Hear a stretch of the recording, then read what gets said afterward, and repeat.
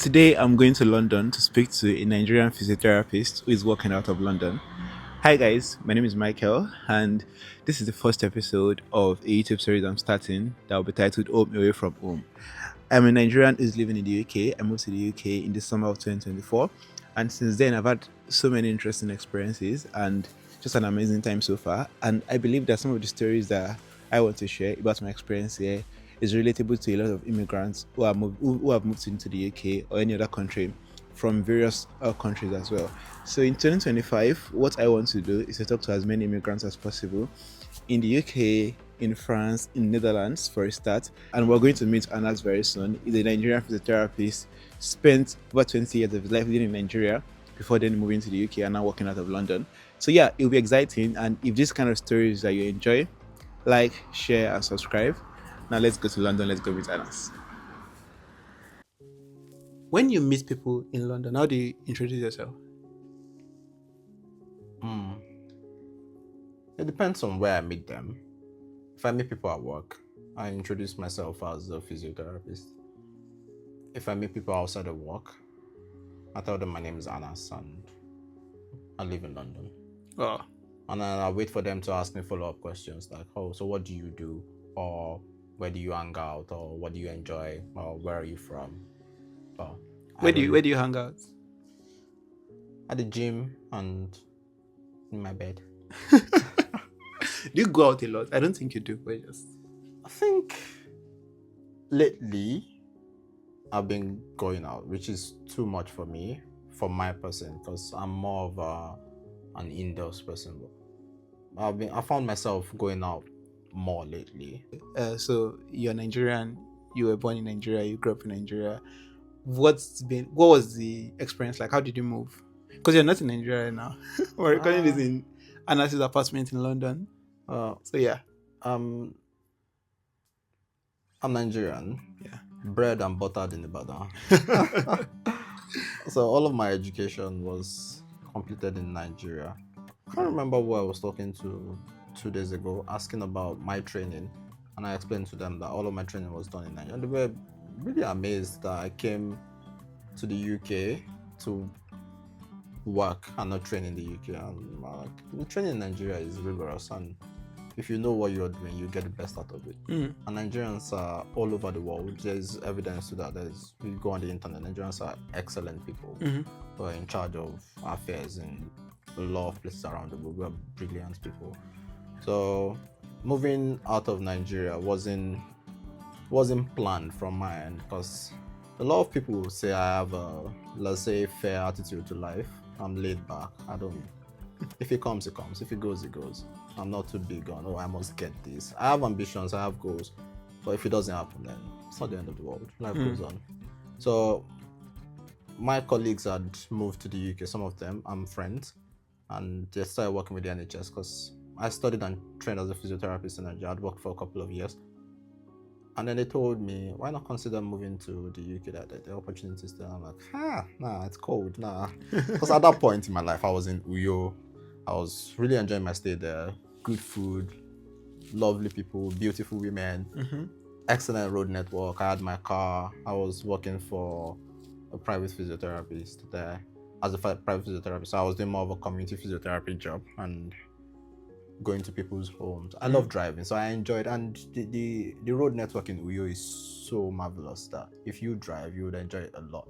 So I moved from town to town across Akwa Ibom, seeing patients, and I really liked it. It was tasking, but I enjoyed it. So, and I was having the time of my life, and people were telling me move to the UK. Like, go and do what? Go and suffer in the cold and stuff. And then my uncle called me one day. I have an uncle here in Essex, yeah. Mm-hmm. He called me one day and like, what are you doing with your life, man? Oh. Opportunities in the UK. I'm like, I don't have money for the license. It was about, the whole processing was about £800 to get license. Like, I don't have that kind of money. It's like, don't worry about the money. Just apply and tell me what you need. So I'll be forever grateful to him for that opportunity. So I did all of that and I started applying for jobs, did 2 interviews, got my job and got a job offer on the second interview. And I was still scared to move. 2 interviews. But how many applications? Ah, that's an interesting question. I submitted close to 200 applications and I had a lot of rejections, which for some reason I don't know why. Well, I probably will never know why. But the lesson from that is that it's the same thing as many are called, few are chosen. You stay persistent. You send out as many applications as possible. Don't get.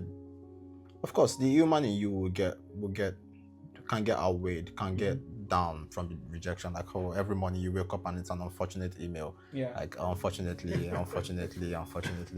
But again, if you don't show up persistently, you lose eventually if you don't keep showing up. So to prevent that, if you really want this thing, just keep trying. Yeah. All you need is just one yes. And there are a lot of videos around on the internet saying the exact same thing, but people do not really sit down and internalize it.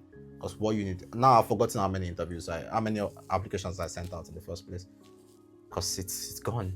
Yeah, it's nearly 2 years now I've started my job. I've completely forgotten which hospitals rejected my applications. You've been here for how many months now? So this makes it 20 months. Oh, so nearly 2 years. Oh. I remember when I first knew I was going to move to the UK and I was scared about my job application process, and that was when I texted you. and you were like, just like, okay, so what other option do you have? Like, what other alternative do you have? Which is quite true, because what other alternative did I have to not move after I had gotten a visa? Exactly. Like, there was literally no other alternative. Exactly. So yeah, I mean, but yeah, 20 months so far in the UK. Have you been back in Nigeria since then? Or are you looking forward to going back? When people ask me that question, I tell them that I spent all my life in Nigeria. Yeah. I deserve a break. But don't you miss home, family, friends? Well, the human in me would naturally miss home. But again, when I was back in Nigeria, I just told you I stayed in Uyo for 2 years. So I'm used to being away from home and family, and the means of communication was via video call. So anybody that's missing me so badly can always call me on video and see my face and say hello to me. But occasionally I do miss home, miss the people, the familiar voices, the familiar language, and I don't have to speak through my nostrils. Like, are you okay? How are you? British people have a high pitch to everything. Everything is always exciting. Their phonation is nasal. Yeah, that's interesting. Tell me about your first day in London. Was that your first time leaving Nigeria? Ever, yes. Oh. So my flight was a connecting one. So I had a layover in Doha, in Qatar, for 9 hours, which was my first time out of Nigeria. And seeing Qatar the way it was, the first thing that came to my mind was to rain curses on our leaders in Nigeria, because the same oil that Qatar has is what Nigeria has, and Nigeria probably discovered oil before Qatar, and our leaders have successfully mismanaged our resources, and which is a shame, and they should all be ashamed of themselves, and their offspring should also be ashamed of their parents. But I was really happy to see somewhere else and to see how much development can be achieved when we have good leadership in place. Qatar is beautiful. I spent 9 hours in the airport and it felt like I was in a city. No, I didn't step outside of the airport, but it was like a city. I can totally relate to that. So I spent 9 hours in Qatar and then I flew to London. And when I left Heathrow, I like to think that I make friends on the go. So I make friends easily. Not friends, but I can speak to people easily and get what I need. If I need help, I'm not shy. I'm never shy to ask for help. There's a quote I saw somewhere. It says, I will never be caught not trying. So if I'm in a difficult situation, you won't find me sitting on my hands. I will try. And it's the same thing. I would always ask. I'm never ashamed to ask for help. So on the plane, I met like 5 people, Nigerians. One of them was going to the US. She's a woman. She's probably in her late 40s. And then we bonded and started talking. And she bought me, when we were in Qatar, she bought me food, she bought me lunch. It was like $12. And no stranger had ever showed me that level of kindness. $12 is a lot in It was Nigeria. suspicious. I was like, is this woman trying to kidnap me? Possibly. I was like, she shook her mommy vibes. Yeah. But she was just being nice, and I'm really grateful for the help, because I had pounds on me and they weren't willing to change pounds, but they were willing to accept dollars there. And shame on me for not keeping in touch with her.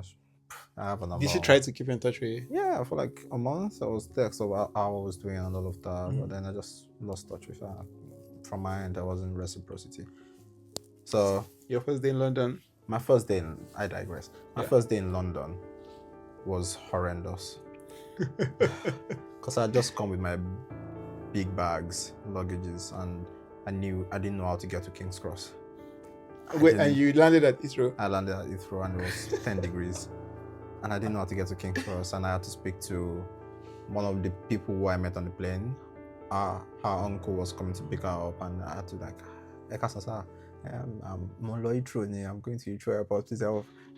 Give me directions on what trains. And it's like, well, it's not on our route, but I can take you there. Yeah. So he did me a massive favor. That's another person I've not reached out to since I settled in. I'm a terrible person, I know. So he drove me down to King's Cross, and I could remember dragging my bags. My Ghana must go King's on Cross. the road of crossing the road. I'm sure, but I didn't care. 'Cause I'm in London. I've left the shores of Nigeria.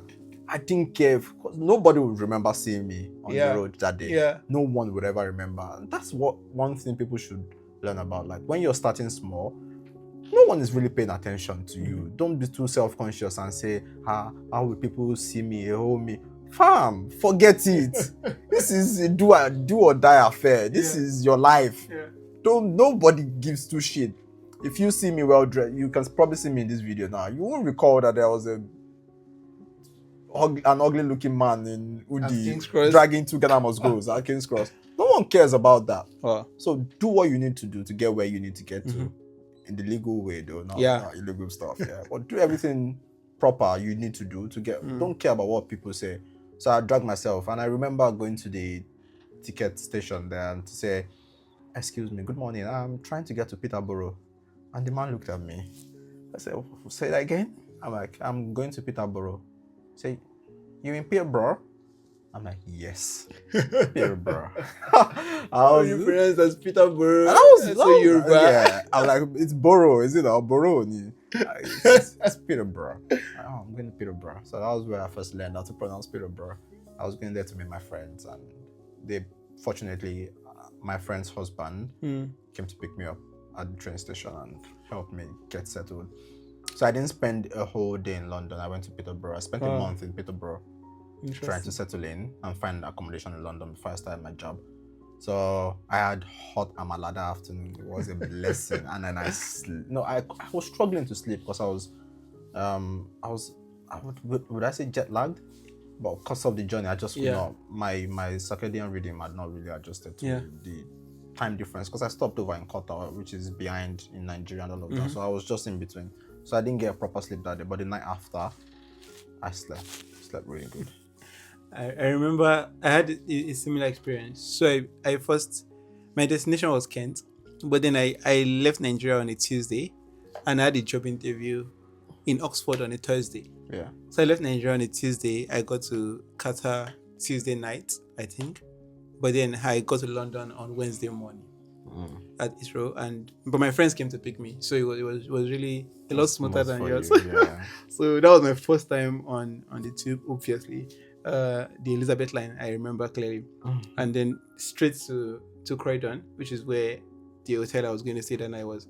So I stayed there, and then the next morning was when the real struggle happened, because I had to move Croydon to London, then London down to Oxford for my interview, and then from Oxford back to London, and then from London back to Kent. You had a lot of back and forth. Yeah. Have you listened to Fireboy's back and forth?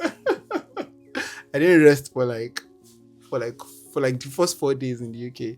I didn't rest. And sometimes I used to forget that I'm in the UK. So then I have to open my windows just to be sure. May you know go be like it's not a dream. Yeah.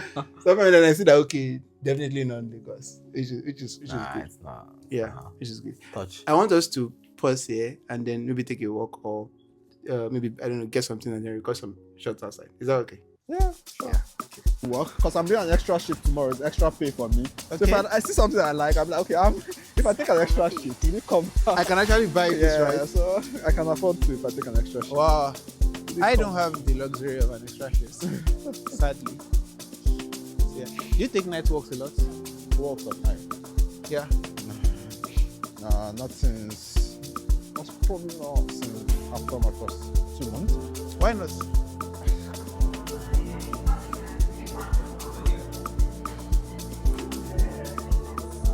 What are we eating? Do you know what we're eating?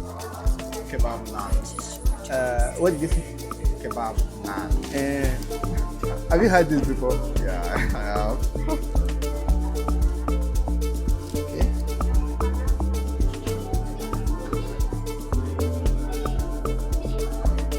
The newspaper makes it feel like suya. Makes it feel like suya. The newspaper. Do you try different like new food a lot? Yeah. How often a lot? I want to know how many different Not a lot, try. but tried Indian, Korean, tried Turkish. Try Kenyan, Korean. Korean. Tried Turkish. Yesterday I had some Turkish food yesterday at the restaurant, right? It's a Mediterranean restaurant. Like, it was really nice. Turkish food. Yeah. That's interesting. I tried Moroccan, I tried Thai.